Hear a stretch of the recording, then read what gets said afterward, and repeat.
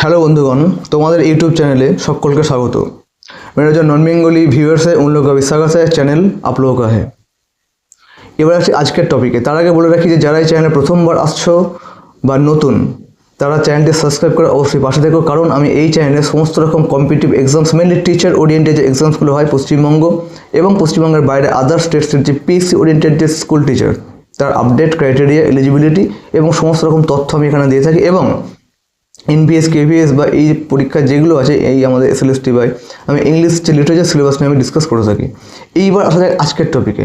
আজকের টপিকটা হচ্ছে, আমি বেশ কয়েকটা ভিডিওতে বলেছিলাম যে জানুয়ারি মাসে কিন্তু পিএসসির কতগুলো নোটিফিকেশন বের হতে চলেছে। তার মধ্যে একটা আমি কনফার্ম করেছিলাম গতকাল কি পরশু, যে পিএসসির আন্ডারে যে স্কুল এসআই বা স্কুল সাব ইন্সপেক্টর এর যে নোটিফিকেশনটা কিন্তু এই মাসেই জানুয়ারিতেই লাস্টের দিকে বেরোনোর একটা তীব্র চান্স রয়েছে। পিএসসির স্কুল সাব ইন্সপেক্টরের যে নোটিফিকেশনটা 390 প্লাস প্রায় 390 প্লাস সিটের একটা ভ্যাকেন্সি কিন্তু এখানে রয়েছে। এই নিয়ে কিছু ইম্পর্টেন্ট তথ্য আমি তোমাদের দিতে চলেছি। স্কিপ না করে মন দিয়ে শোনো, জিনিসটা টোটালটা বুঝতে পারবে। স্কিপ করলে কিন্তু জিনিসটা তোমরা কোনো পয়েন্ট কিন্তু মিস করে যাবে। প্রথম হচ্ছে একটু বলে রাখি যে এই জবটা কিন্তু আমাদের পশ্চিমবঙ্গের গেজেটেড একদম এ গ্রেডেড অফিসার, গেজেটেড অফিসার যার অ্যাটেস্টেশন পাওয়ার থাকে। এটা ট্রান্সফারেবল জব, এটা কিন্তু ট্রান্সফার হতে পারে বা হয়। এইবার আসা যায় ক্রাইটেরিয়া এলিজিবিলিটি। প্রথমে হচ্ছে এডুকেশনাল কোয়ালিফিকেশন কী লাগে। দেখো এখানে গ্র্যাজুয়েশন অথবা মাস্টার ডিগ্রি থাকতে হবে।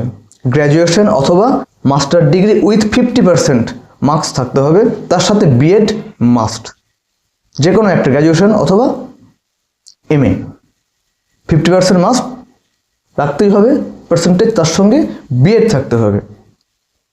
এজ লিমিট, জেনারেলদের জন্য এজ লিমিট গতবার পর্যন্ত 21 থেকে 36 মানে 21 to 36 ছিল। এইবারে মনে হয় একটু বাড়াবে, এটা মনে হয় 39 হওয়ার চান্স রয়েছে ফর জেনারেল। বাকি যা আছে as relaxation for SC ST OBC 5 years and ওবিসিদের জন্য কত 3 ইয়ার্স, এটা রিলেশন পাওয়া যাবে।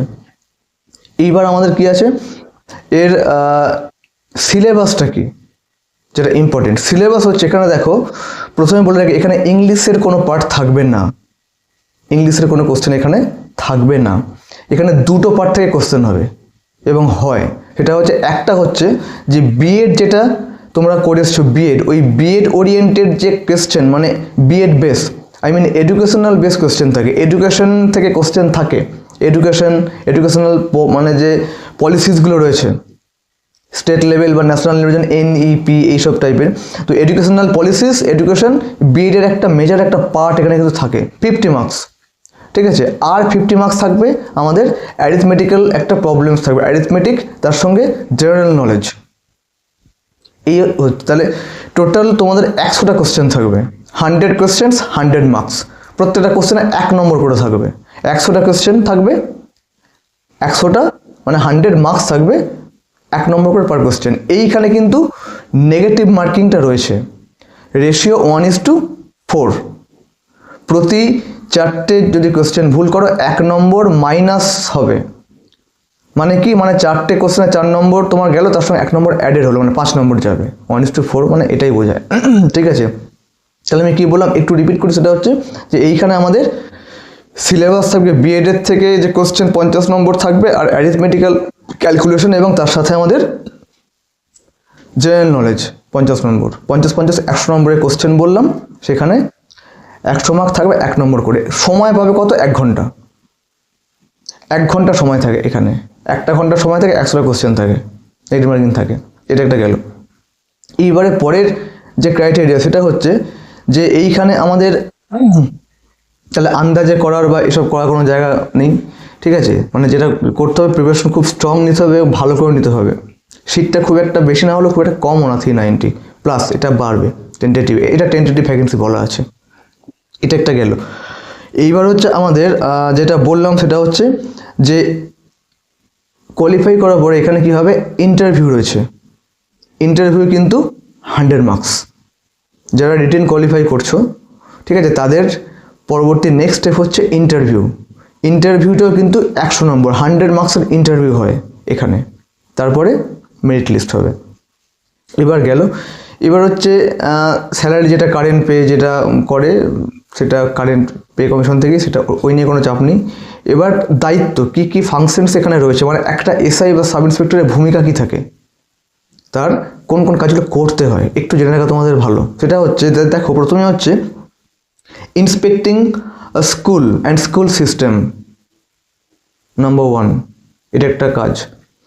সেকেন্ড, এদের ফাংশন হচ্ছে এনাদের helping teachers and listening their problems, টিচারদের হেল্প করা এবং তাদের প্রবলেমসগুলোকে শর্ট আউট করা, ডিল করা, ওয়ে আউট বের করা। প্রথমে ইন্সপেকশন স্কুলগুলো, তারপরে টিচারদেরকে হেল্প করা এবং তাদের প্রবলেমকে শর্ট আউট করা গেল। থার্ড পয়েন্ট হচ্ছে evaluating teachers and teaching methods.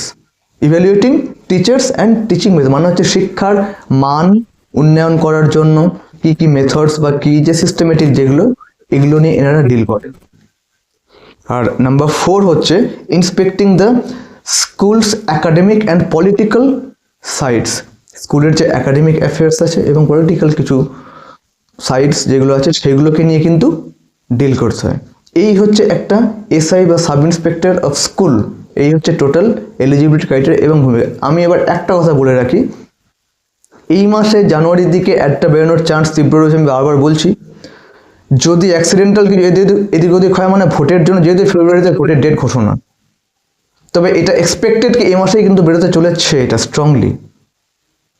যদি পিছিয়ে যায় ভোটের পরে, সেক্ষেত্রে আমি আবার একটা কথা বলছি বারবার, যে এটা যেন সাপে বর হয়, টাইমটাকে ইউটিলাইজ করো। সিটটা 390 টেন্টেটিভ ভ্যাকেন্সি বলা যায়, টেন্টেটিভ ভ্যাকেন্সি মানে এটা বাড়বে, 390 প্লাস ভ্যাকেন্সি বললাম কিন্তু আমি। এটা এরকম একটা পোস্টে এই ভ্যাকেন্সি খুব একটা কম নয়, বেশি না হলেও কম না। এখানে গ্র্যাজুয়েশন মাস্টার্স সেকেন্ড ক্লাস মানে 50% থাকলে চলবে, কিন্তু এই হচ্ছে সিলেবাস। ভালো করে পড়ে নিজেকে তৈরি করে এবং নিজেকে প্রিপেয়ার করা ফর দ্য বেস্ট, এটুকু বলতে পারি। এইটুকু আপডেট দেওয়ার ছিল। দেখি নেক্সট আপডেট কী আসে, চলো।